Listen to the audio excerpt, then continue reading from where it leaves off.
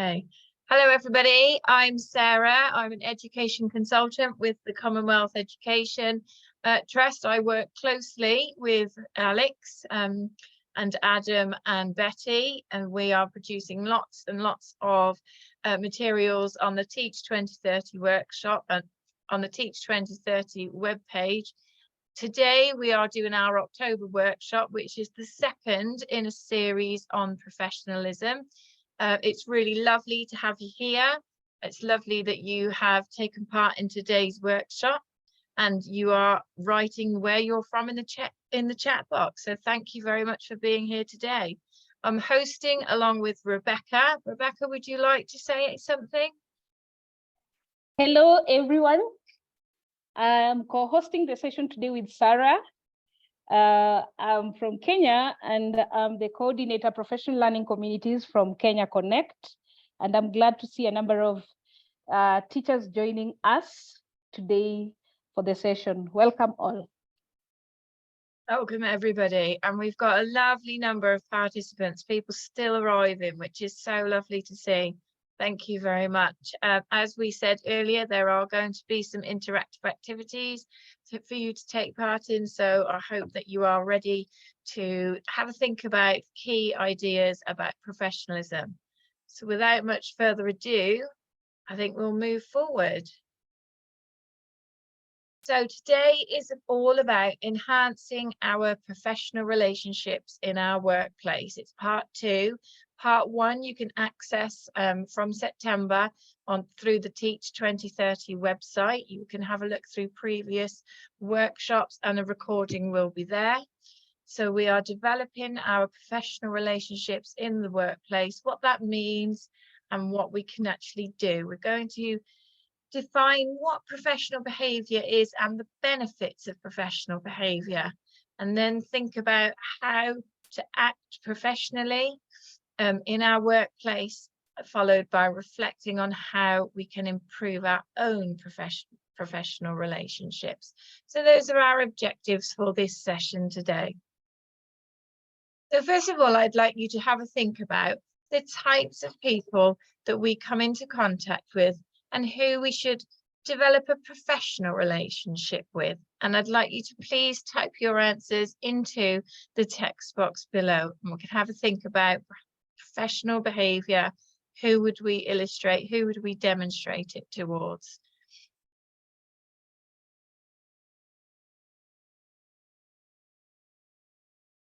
What type of people do we come in? What groups of people do we come into contact with that we could maybe be developing professional relationships with? Is it family members, for example? Our colleagues? Perhaps a new acquaintance? Who should we have professional relationships with? I'll put a few ideas up on the screen for you, just to start having a think about what professional relationships are compared to personal relationships. I think we might have a few answers. An example, excuse me, I come into contact with the family members of my students when it's parents' evening. Absolutely. The parents of our children that we teach are incredibly important. They are our support network, if you like, behind the students that we teach. They want the best for the students and so do we. So we should absolutely demonstrate professional behaviour. Nancy, thank you for your answer. Students and colleagues, you're absolutely right. We need to show professionalism towards the people that we work with and the students that we teach. It's just as important to treat them with respect and with a positive attitude. I've got a comment here, Sarah, off Facebook. Forgive me if I don't pronounce your name correctly. Letol says officials. So he says officials. A lot of people in leadership come across officials, don't they, within schools? And Kelechi has said professional behaviour should first be exhibited to yourself, dealing with colleagues, parents, vendors, the host community. government officials. Again, that's coming up a second time, the idea of officials. You're absolutely right. There's some really good answers in the chat box. Thank you for those. So professionalism then, it's referring to the way that we behave, the way we represent ourselves in our workplace. And that's what we are focusing on, because it's a different style of behavior that we would exhibit in our workplace compared to in our social life or at home when we're more relaxed. And as you can see, a professional attitude, it makes you more trustworthy, more reliable. You come across as somebody who is a professional, who has experience, who wants to treat everybody fairly and with a positive attitude. So the way we represent ourselves in our workplace, it should be different from how we present ourselves in a social environment. And as we've already said together, we do come into contact with various people in our own education settings, stakeholders, students, officials, administration staff. We must treat all of them with respect and consideration, and then we will get it back in return. And on that note, it makes me think about, well, how do we feel when we are being treated professionally? How do we build those professional relationships? And I'd like us to have a think about what we actually do that is an example of professional behaviour, and think about how they make you feel. How do you behave in the workplace that is different to in a social situation? Perhaps you could put something into the chat box in response to those ideas. What do we do? How do you behave? How do you show yourself differently at work compared to in a social setting?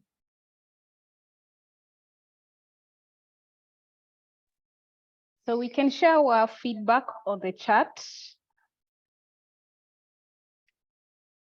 That would be brilliant, Rebecca. Thank you.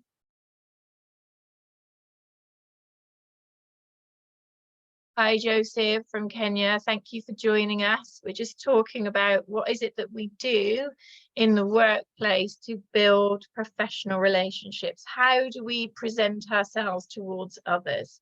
Has anybody got any suggestions at this point?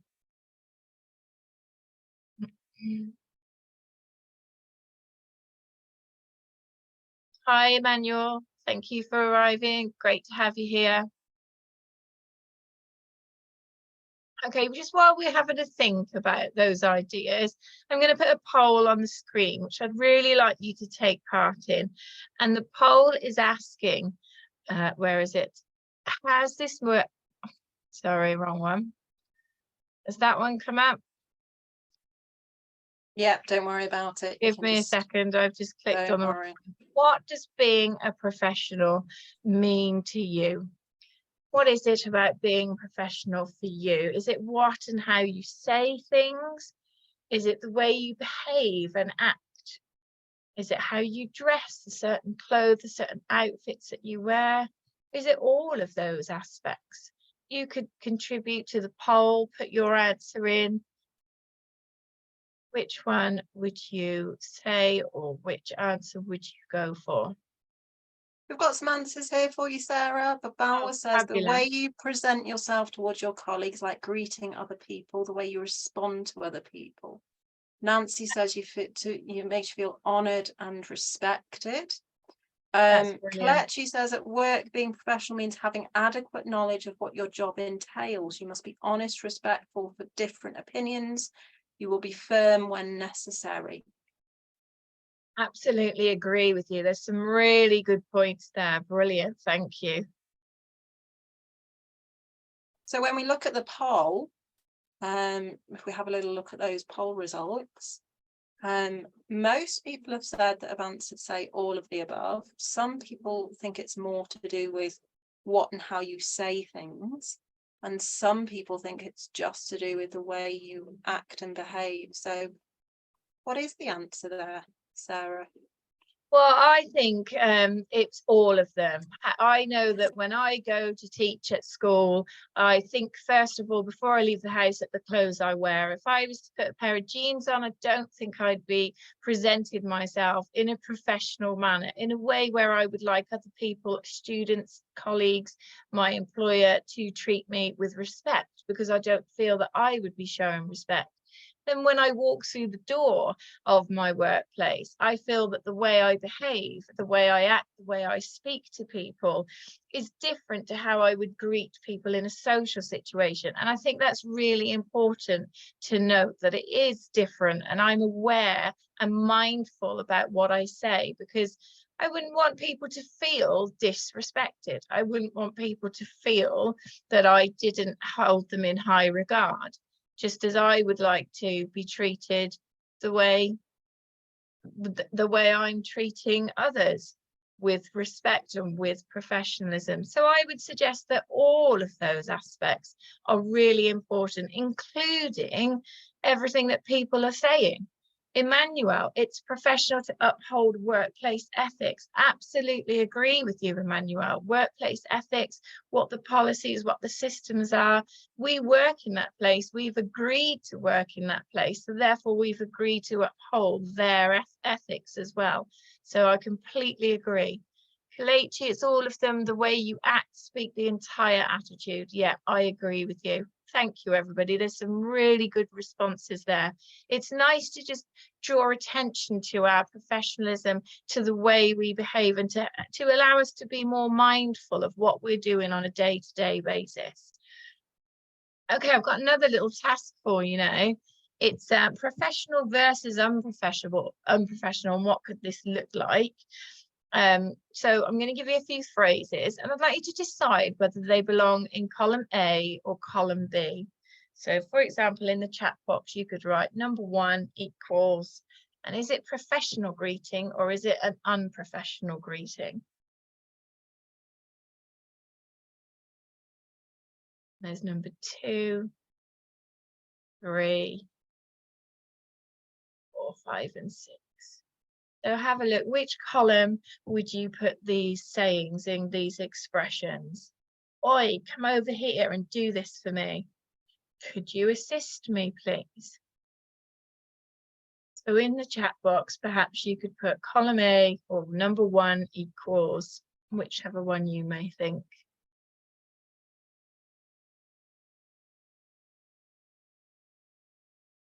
Okay.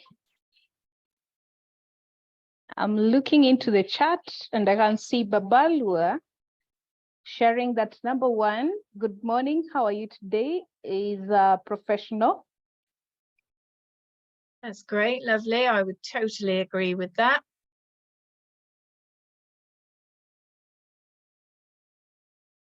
Thank you, Rebecca, for monitoring the chat box now. Emmanuel has also shared that 1, that is good morning, how are you today, would fit in column A, meaning it's professional. We have Nancy Kimani sharing that 1, good morning, how are you? 6, could you assist me, please? And 5, please, perhaps we should discuss this instead, please, are all professional. Then we also have Nandi sharing from Nigeria. And hi, everyone. Thank you, Nandi, for saying hi. We have Banis Nzioka sharing that 4 would be unprofessional. What are you doing that for? Then we also have Emmanuel sharing that, hey, you over there is really unprofessional. Absolutely. That's brilliant. Thank you, everybody. Thank you, Rebecca, for sharing those. Yeah, that's lovely. I think it's really clear which are the professional phrases, which are unprofessional, and it's what we would use on a daily basis. So I'd like us to have a think. I've got another poll here. I'll just go back to have a think about what does being professional mean to you? And I'm just going to relaunch that one. Oh no, we've done that one. Excuse me. Yeah, we've done that one. Sarah, can you just go back up for 1 second for me? Can I just ask the question? I think for some people, if you can. Yeah. That, what are you doing that for? That's an interesting one. I don't know, Rebecca, what do you think about that? Can you explain a bit more about that one? Because I think some people might just see that. I think some of them are clear. Hey, you over there. We can understand that's quite direct. It could be quite rude. Number 4 is a bit more maybe confusing. Is that professional or unprofessional? And can you explain why? I think that one's the only one on the board that isn't quite as obvious, maybe. Okay, Because a maybe few I would people are add saying in. professional and a couple of people are saying unprofessional. I don't know whether Rebecca, whether you'd like to clarify, or whether Sarah would, Yes, but maybe Rebecca. Yes, thank you. You can actually see this in the chat. It's quite confusing. For some, it's falling for professional, and for some, it's falling for unprofessional. And maybe from my opinion, I would say, what are you doing that for is dependent on the intonation that you'd be using. So maybe it's contextual. So if I say, what are you doing that for? And maybe we were in a discussion with a colleague, and with a moderate tonation, it might sound professional. But out of the blues, maybe just shouting, what are you doing that for? Might sound unprofessional without context. That's what I would say. Maybe somebody else would share the idea. I would absolutely agree with you, Rebecca. Intonation and context are really key with number 4. Like you say, what are you doing that for? Could be coming across as quite rude and quite disrespectful. But then, what are you doing that for? If you're asking a student, maybe it could be asking them to develop a response and just asking them to clarify their answer. So I think context is really important for number 4. I agree with you, Sarah. We have Kelechi sharing that what are you doing that for is unprofessional. Maybe could she mute and share with us? Could she unmute? Sorry. Kelechi? Yeah, we can ask her to. Yeah. Hi, this is Kelechi.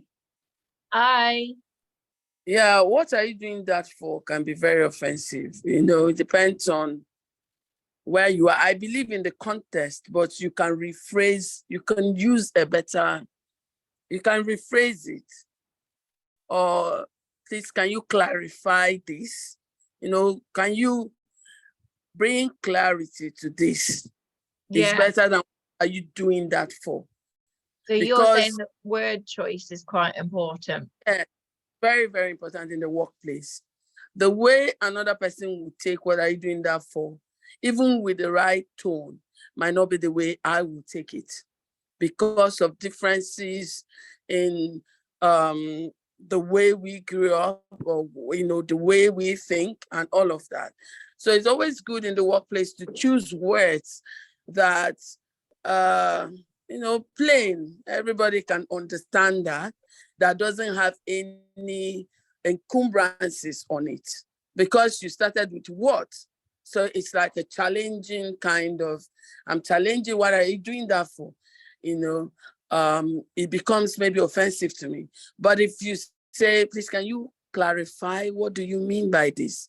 Or can you explain this further? Would, you know, it sound simple and everybody can understand that. Please, can you explain further? Please, can you clarify this? You know, I think it's better than what are you doing that for? No matter the tone you want to use in that instance, another person might feel offended. And, you know, that's the way I feel about it. Yeah, I completely agree with you. So context, word choice, and cultural context. I think you're absolutely right. That needs to come into consideration too. Thank you, Kelechi, for that. Emmanuel, I saw that you raised your hand earlier. Did you want to contribute? Okay, yes, Rebecca, I would love to contribute. Hi, Actually, Emmanuel, it's Sarah.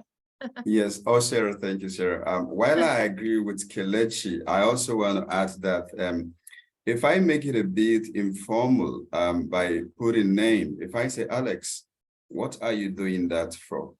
It doesn't really sound quite unprofessional. If I put a name, and again, like we mentioned, the tone. So if I use a good tone, my pitch variation, and perhaps I add a name. I think it makes it a bit more professional, and the person I'm talking to may not feel or pick offense with that. That's just my contribution. Thank you. Emmanuel, that's great. Yeah, I absolutely agree. It softens it. When you add a name to it, it kind of softens the tone a little bit more. So it makes people more receptive to wanting to respond. So yeah, I think everyone, it's personal, a personal opinion is the number 4, really, isn't it? And we all come from different places. We all have different considerations to be thinking about all the time. So I think we've all got the right answer, and we can all be mindful of our phrasing and what we're saying and how we're saying it and the context that we're in. So I think, Sarah, as well, does it also depend on subject as well? Because if it's an active, very practical subject, if someone's doing a science experiment, for example, then to say, what are you doing that for? If they're pouring something into something, then it might help the student. And if they're supposed to be doing it, the student might talk you through exactly their thought process and why they're making their learning choices. So if you're in a very practical subject, that's the sort of question that, again, like Emmanuel said with the name, that might be something that comes up a little bit more than a non-practical subject. So again, it comes down to context, whether it's lesson context, whether it's cultural context, whether it's tone of voice context. There's a lot of levels to that one. So I think it's important just to be mindful of what we're saying, how we're saying it, where we're saying it, and just think very carefully about what do we want to project when we use phrases like that. That was brilliant, everybody. Thank you very much. I'm just going to move on to the next slide now, where we have a reflect about yourself. What is it that you actually demonstrate? How do you demonstrate your professional behaviour in your workplace? And are there any areas you can improve based on what we've been talking about so far? Rebecca, would you like to take over this slide now? Sarah, I'll take up the next. It hasn't loaded on my end yet. Okay, no problem. So in the chat box, everybody, it would be really lovely if you could put some examples of what is it that you do that is specifically professional. What would you do in your workplace that you perhaps would not do in a more relaxed environment? And are there any areas that you might be thinking you could improve upon? Okay, we can all share in the chat. Again, how do you demonstrate your professional behavior in your workplace? And are there any areas you can improve? So throughout the sessions, we have had a discussion, and Sarah was also sharing about the different ways in which we could be, or we could demonstrate professionalism from the way we greet or from the way we address one another. So you could share with us how you demonstrate your professional behavior in your workplace, and are there any areas you can improve? I can already see some feedback streaming in. Thank you, Alex. Alex is giving us an example. For example, she says, I need to think a bit more about the words I say and the tone I use. That's great. Abdurrahman Alapo says, I demonstrate professionalism by the way I dress and speak. Very true. Looking forward to more chats.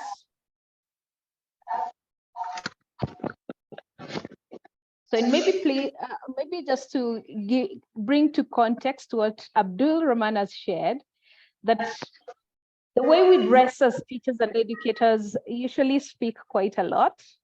And I'm so sure nobody can put on a bikini to class. That is very unprofessional. But we always dress officially and professionally when going to class. Thank you, Emmanuel, for sharing. You're saying, as a professional teacher, I respect my students and earn the same from them by doing so. That's brilliant. Yeah, professional behavior is two-way, from the teacher to the students and from the students back to the teacher. Thank you, Kelechi.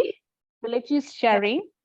I demonstrate professionalism by keeping to the time, again, ensuring that all tasks are done and deadlines are met. Truly, yes, punctuality is a key issue on professionalism.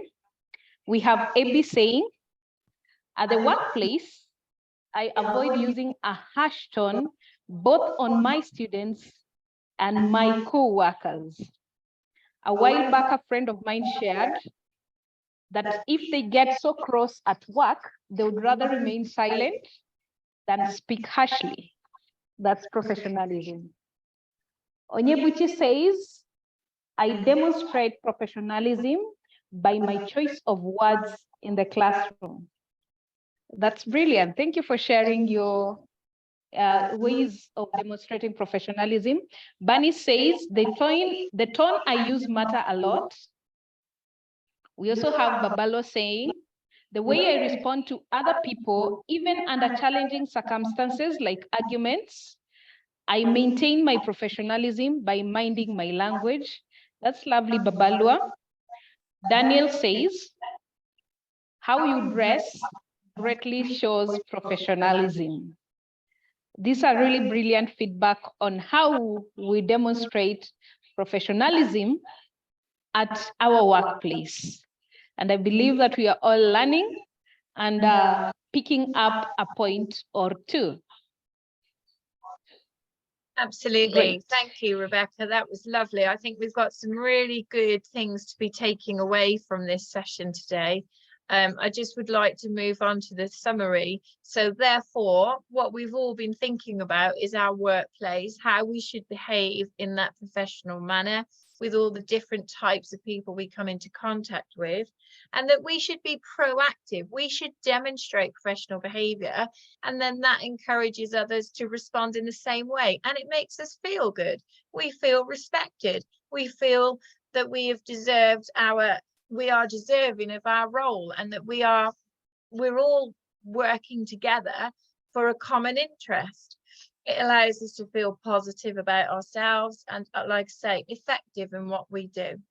So thank you. Has anybody else got anything they would like to contribute at this point in time?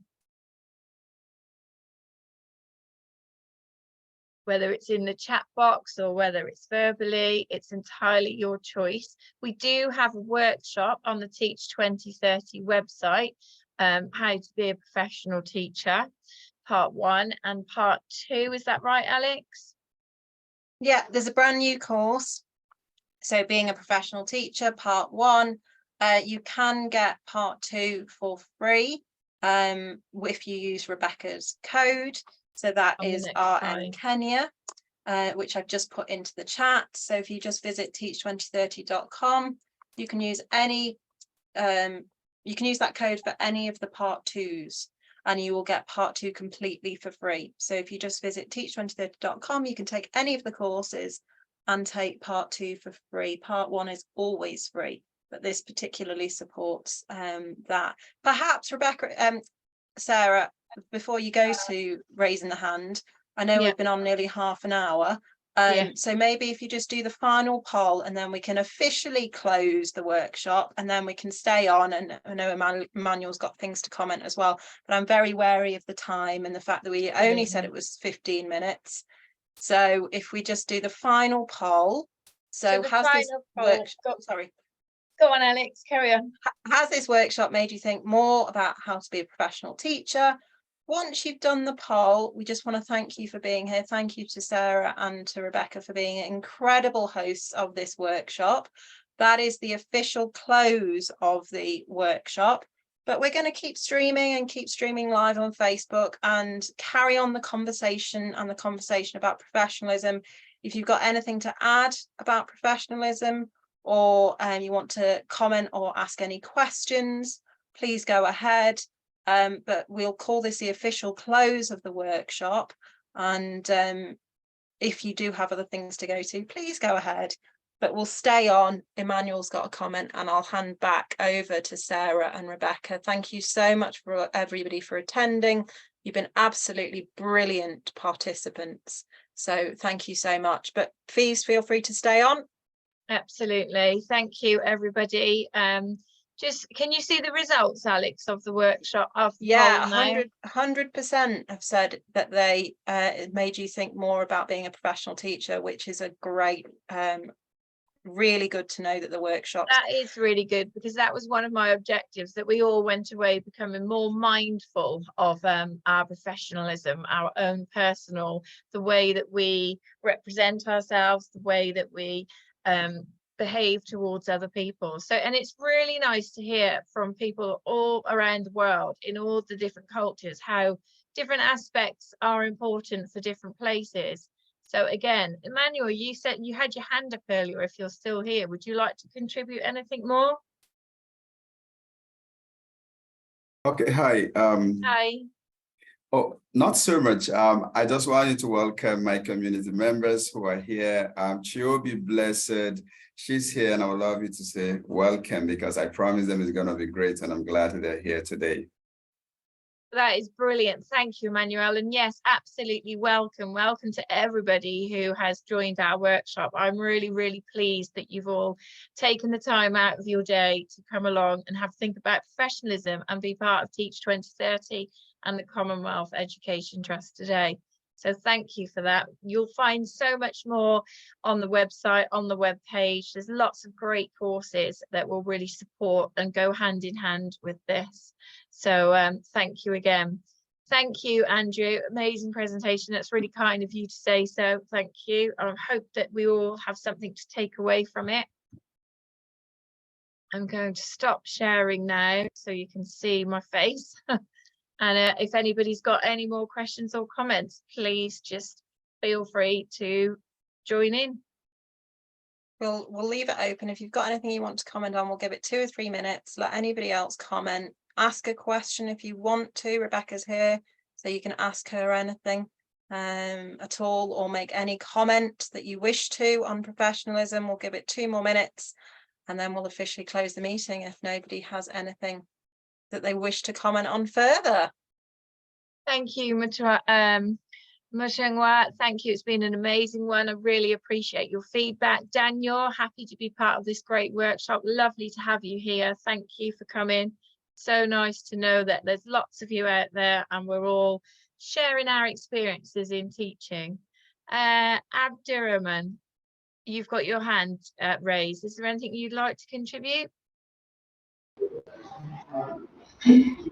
All right, thank you very much, Sarah, for that wonderful lecture. Thank you. Question is that, as teachers, how do we display professionalism to parents of students? How do we display professionalism to parents of our students? How do we display professionalism to parents of our students? Well, I think it's in the same way as we would speak to our colleagues. They are the parents of our learners. They are really important for them.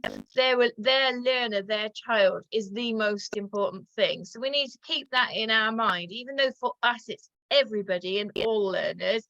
That parent is all about their child. That's the most important thing. We would present ourselves in a polite, respectful way.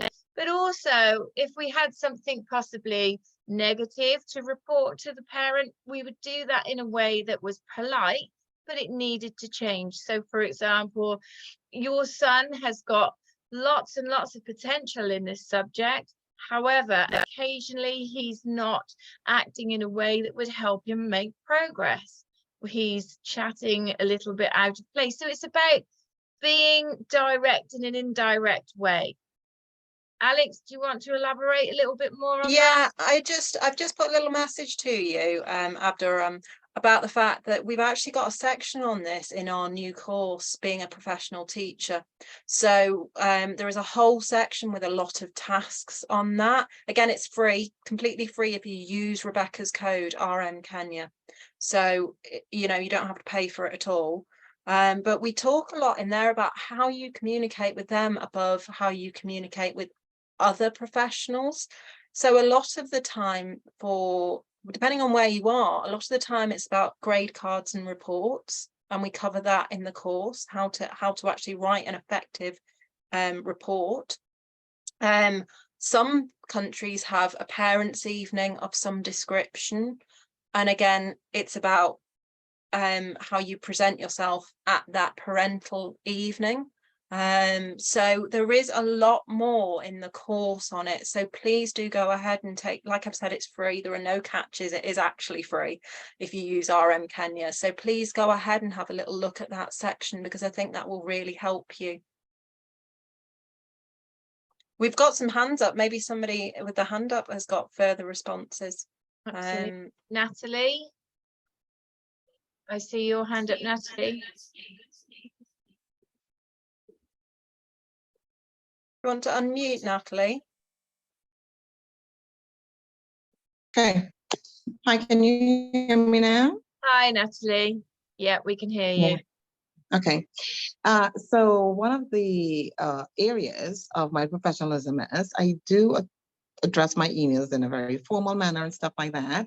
But even if I say, please, can you do X, Y, and Z, whatever, sometimes my colleagues interpret it as a directive and not a request.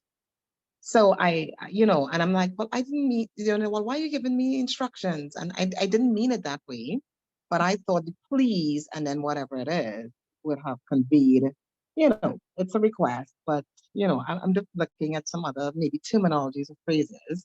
So it doesn't come across as a directive, because sometimes, as someone said earlier, the tone can be misinterpreted when sending emails. Absolutely. I think sometimes it's really difficult when you're in a position of responsibility or a position of leadership. Generally, things do it's implied, it's implicit that they are directives. I know when I get an email from my employer and it's please and it's friendly, I still understand between the lines that she needs me to do these jobs, and it's my responsibility to respond in that way. So I think it does come with leadership roles that they come across as directives, because that's just natural, really. Once someone's in a position of leadership talking to somebody else, it's pretty much a directive. However, as you correctly say, there are alternative synonyms you could put in. So I would really appreciate it if you could get this done. Thank you so much. It would be great when I receive this from you. So it's about phrasing it in alternative ways, I think. Okay. All right, thanks. That helps. I think as well, written word, we've all got to be more mindful of, well, not more mindful of, but mindful of the difference between the written and the spoken word.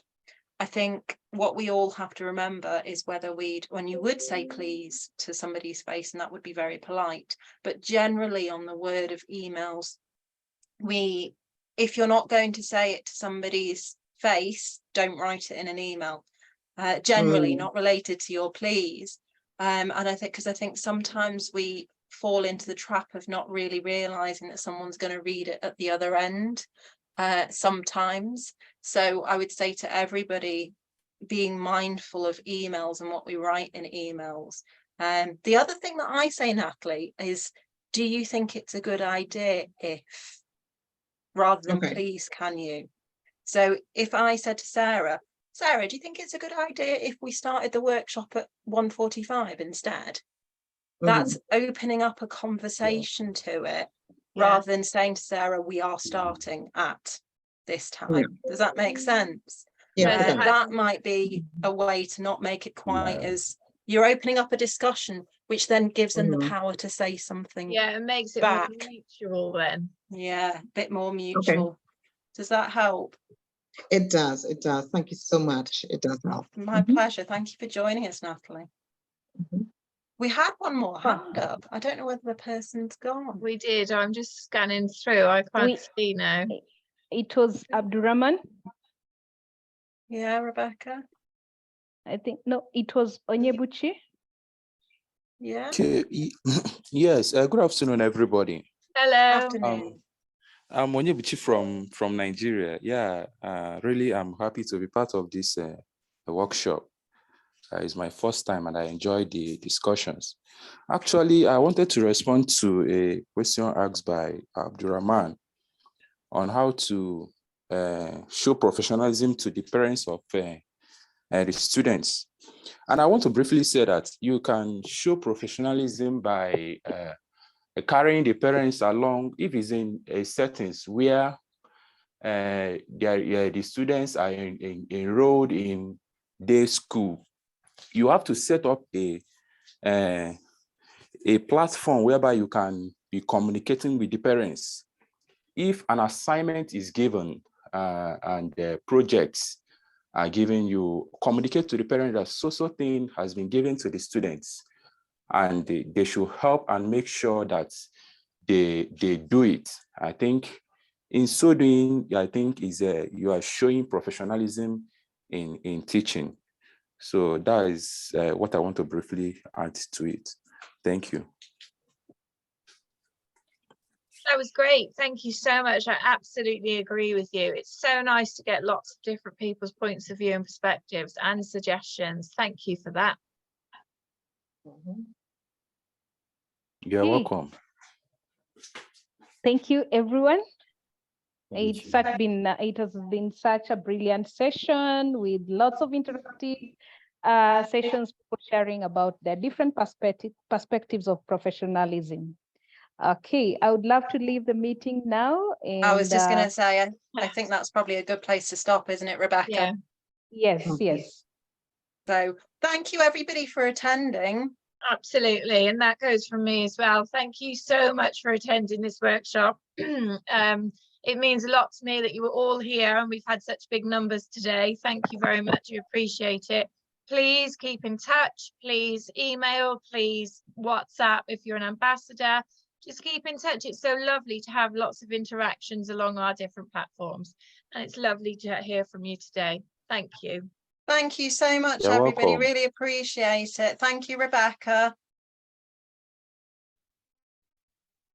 Thank you. You're welcome. Not there. Thank you so much, Rebecca. You've been an amazing co-host. Absolutely. Okay, thank you to Alex and everyone on Thank you. board. Thanks, Take care. Rebecca. Speak soon. Bye.